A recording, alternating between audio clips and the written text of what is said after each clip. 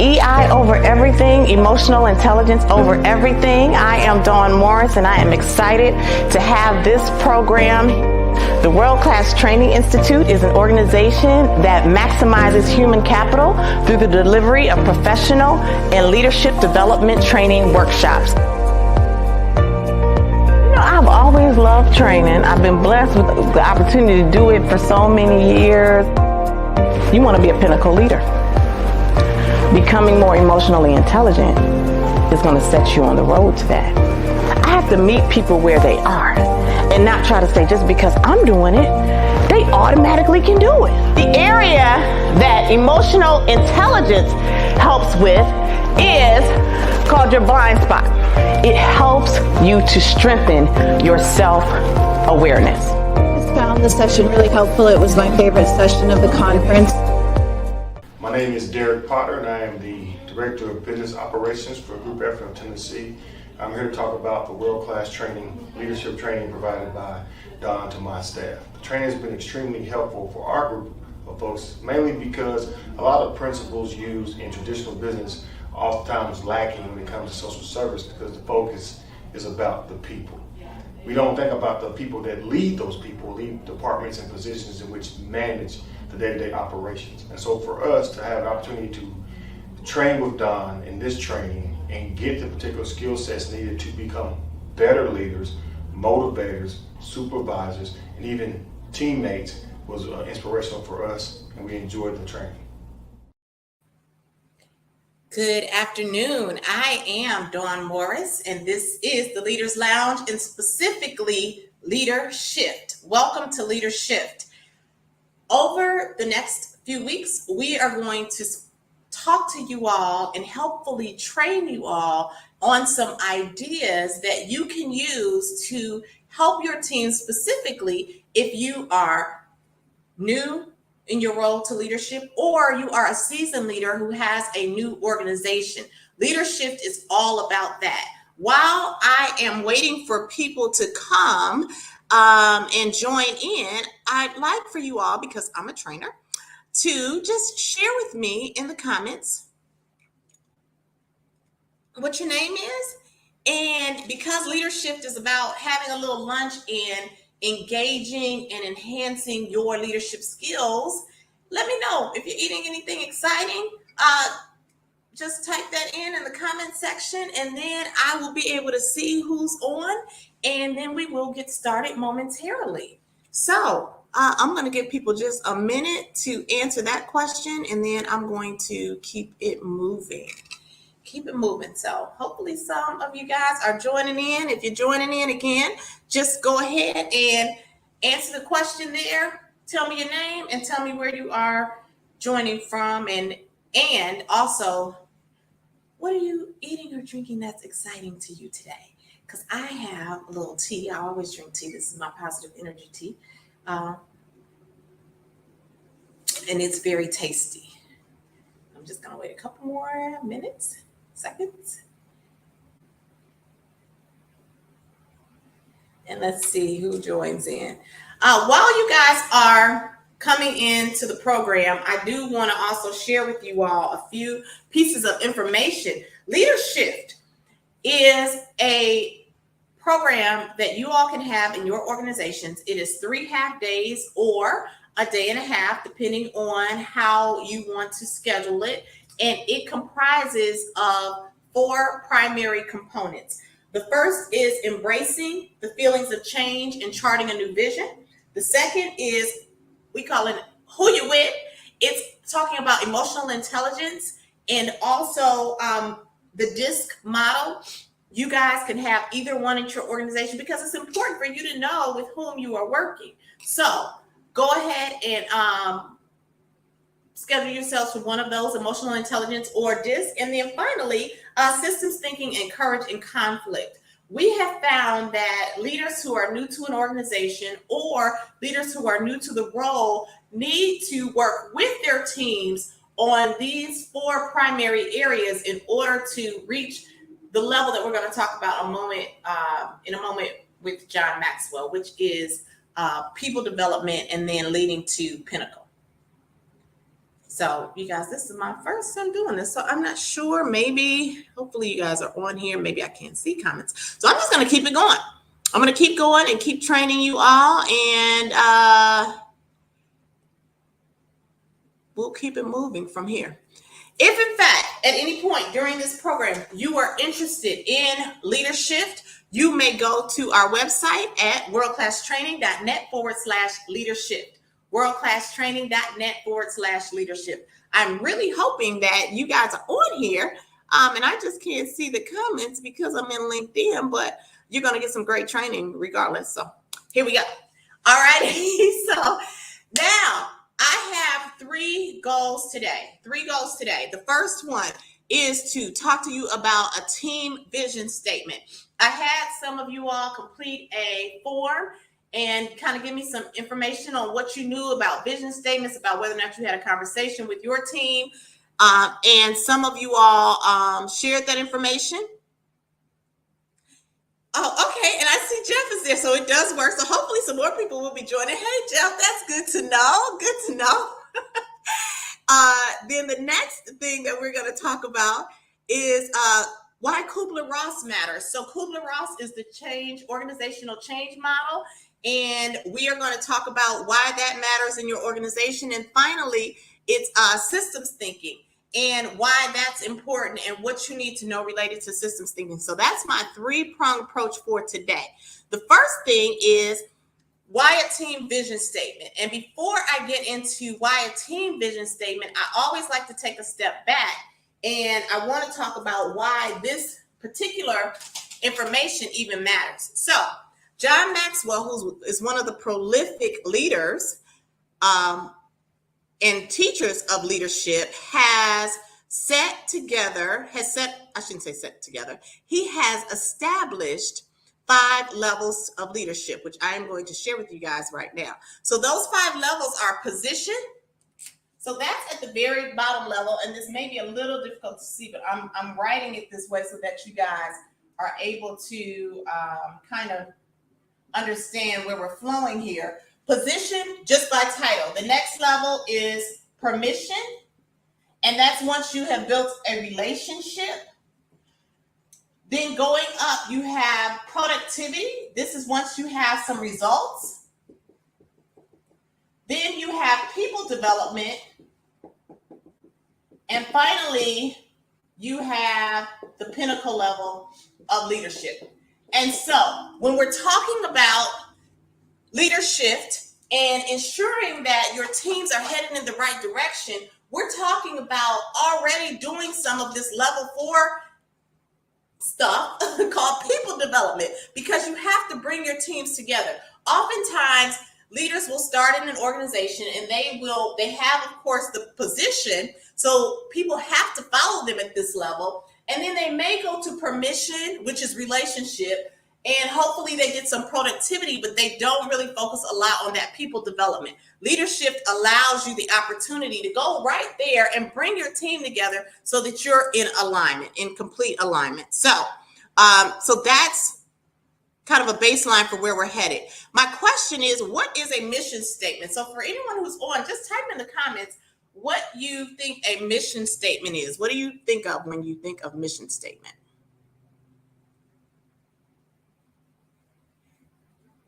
And I'll give it just a few moments.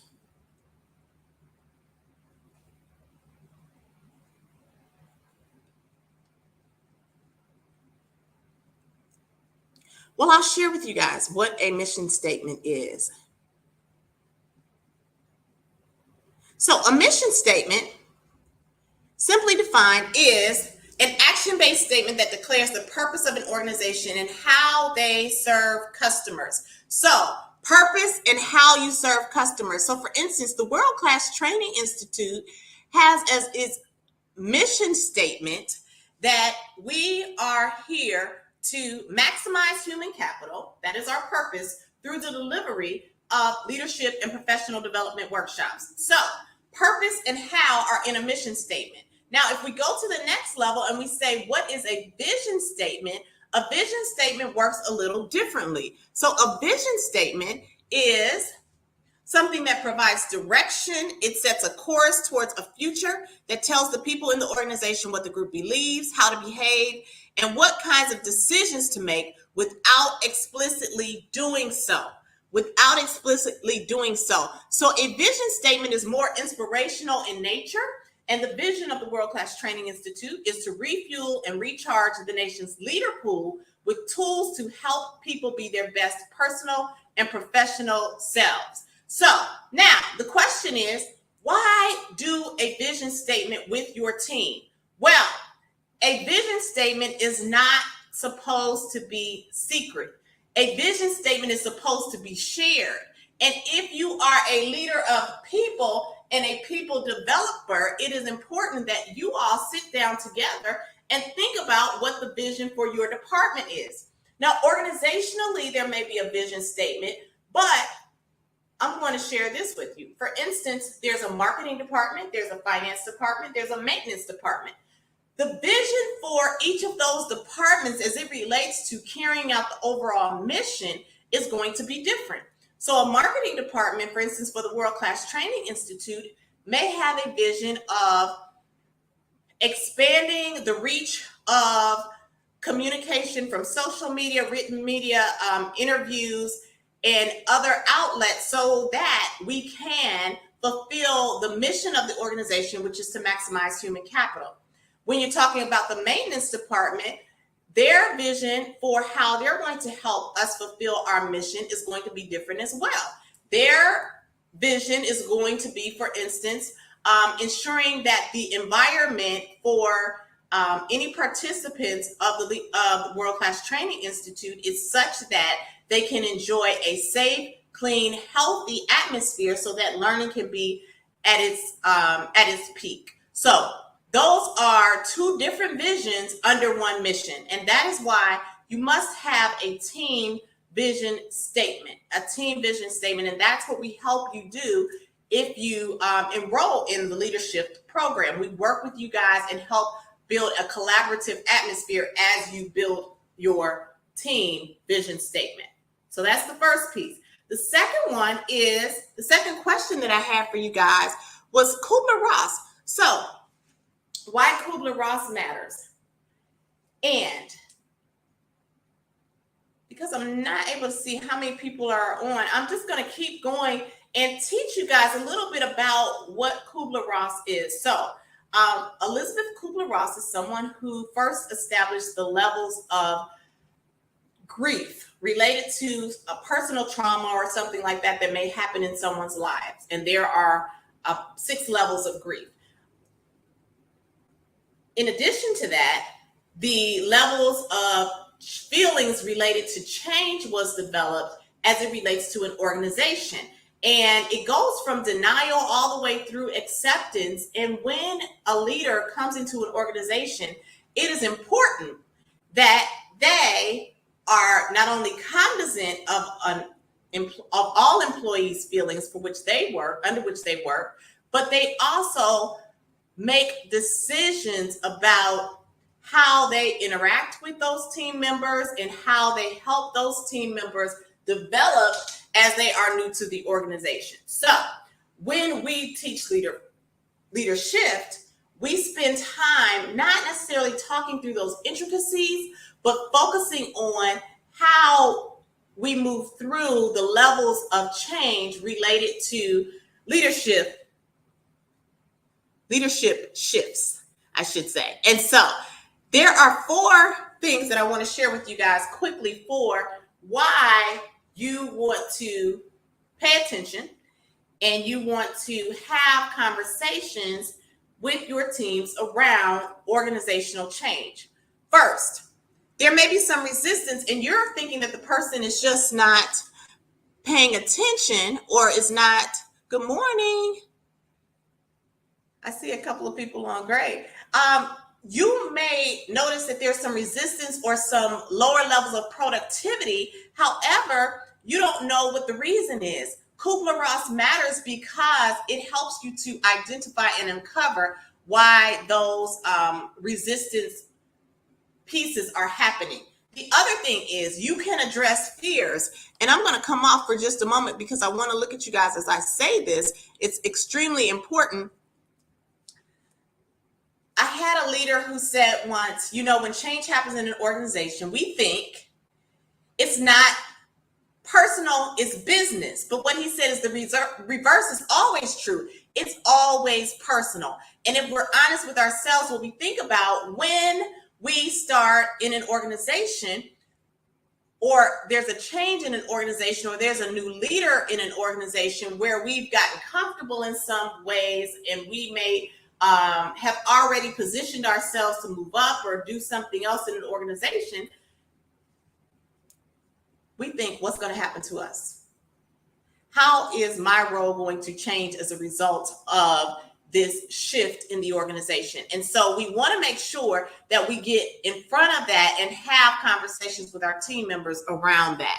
The other two pieces are you discuss wishes and goals. Prior to this organizational shift, someone may have been anticipating a promotion or a move to another department.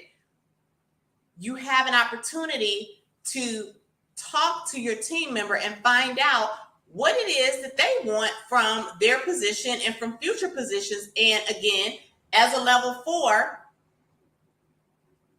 leader, you want to help develop them. And then finally, identify possible position gaps. So everybody who's going through organizational change is not going to continue to stay on the ship. They may want to leave the organization. They may want to leave the department. Again, by addressing the different levels of organizational change, you as a leader can get ahead of that and then position yourself for the possibility of having position gaps. So those are the 4 major reasons that Kubler-Ross matters, and that you really do want to take a moment to deal with the stages of organizational change with your new team. Does anybody have any questions or comments about that? Take a moment before I get into my last one. No. Okay. I'm going to keep going then. So the last piece that I want to discuss with you guys is this idea of systems thinking. So when I did the pre-assessment, I asked many people what they think their team's understanding of systems thinking is, and most people gave that a level 5, saying that their teams really knew about systems thinking, which I found interesting because what I have also seen is that in many organizations, there are some disjointed ways that we handle working from department to department and communicating when changes or challenges happen within and outside of the team. So systems thinking, just for purposes of today, so that we are all on the same page, is a holistic way to consider factors and interactions that could contribute to a possible outcome. So when we're thinking as a system, we have to understand that what we do in our role has far-reaching impacts. And the reason that we are in our role is not just to do our job, but is to also contribute to the overall mission of the organization and the component parts that make the organization run. I'm going to give you guys a quick little example. So a couple of days ago, I was at the car wash, and I pull up to the car wash. I have a monthly membership. There's a sticker on my window. When the sticker was read by the computer, it said that they could not recognize the sticker. I asked the manager about it. She said, oh, well, we're under new ownership now, so that sticker doesn't work anymore. So I said, well, a couple of days ago, my account was just charged for this. So I must get a car wash today somehow. And so after some discussion back and forth, the young lady said, well, that's under another company. This is Wash and Roll. I said, well, hey, you know what? Here's my account where you see that Wash and Roll was the company that was actually paid. So she ended up giving me the car wash. I had to call customer service as well. And we had a conversation and I shared, this is what happened. Going forward, there needs to be some type of mechanism in place so that customers are not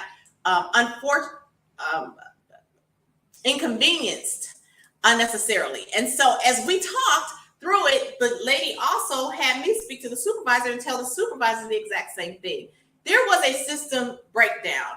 And the lady who was at the wash and roll regular location says to me, well, we don't have anything to do with that. I said, well, absolutely you do, because even though that happened at the corporate level, I'm here and you're the one who's held responsible for it. So there's a systems breakdown. As we are going through our organizations, we have to understand how our component parts contribute to the whole. And when we do systems thinking in a class environment, we actually work with your team and with your organization and the things that matter to your organization and help you to handle on the front end some things that may be broken in your systems or that may need to have adjustments so that the whole can be greater than the sum of its parts. So systems thinking is absolutely important, especially at an initial level, because as a new leader or a leader new to an organization, the person's role may be looked at differently from you as the new leader. And so everybody needs to be under the same understanding so that all parts can work together better.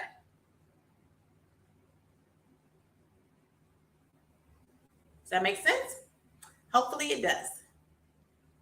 Awesome. So for the next couple of weeks, I am going to go through mini sessions related to LeaderSHIFT.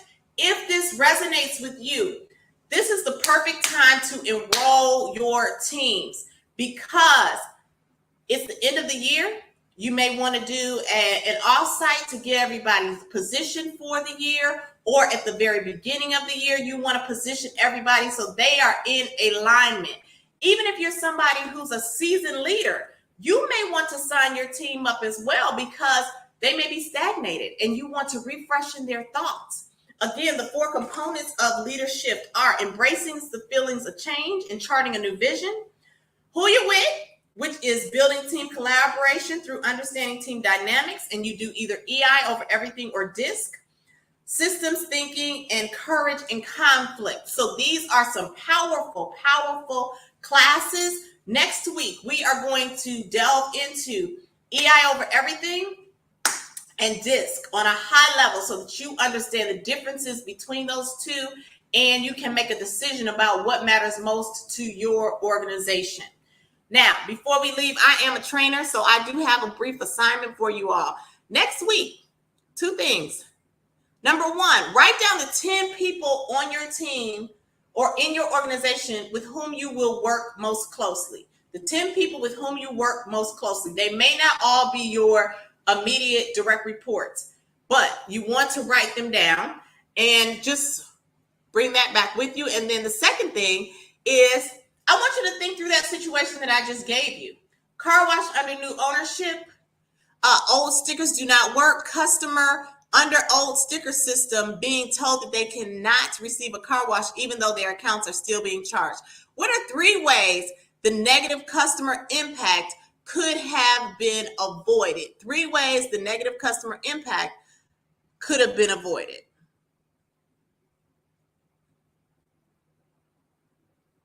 And bring that back with you, okay? So you can either bring it back or you can even email me. I'm going to put my email address up here as well. It is so that if you decide, hey, you know what? I want to see what her thoughts are on this. You can do that. My email address is going to be right here. It's DawnMarie@worldclasstraining.net. That's DawnMarie@worldclasstraining.net. So make it a great day. This has been fantastic for me. I hope it's been valuable for you all. Again, it is going to be on a replay on YouTube. Just give me until, I would say, about 48 hours to make sure I get that out to you guys.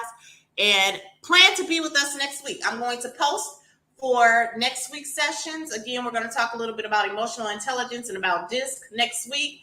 And then we'll finish up the following week with talking about conflict and courage in the face of conflict. All right. So until next time, it's been my pleasure serving you all. You all make it a fantastic day. And remember, at the World Class Training Institute, when you're better, we're absolutely better. Bye.